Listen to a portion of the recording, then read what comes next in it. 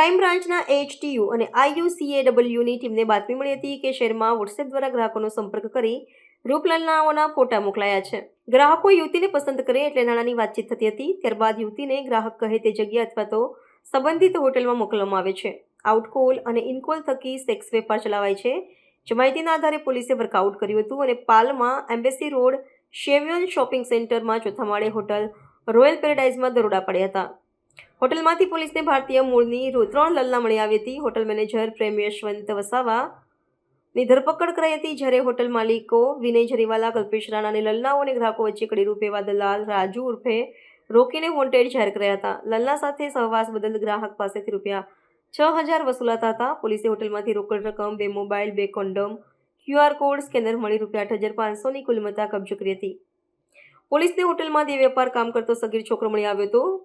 પાલ પોલીસમાં ઇમરોલ traffic act અને juvenile justice એક્ટની કલમો અંતર્ગત ગુનો નોંધાયો હતો.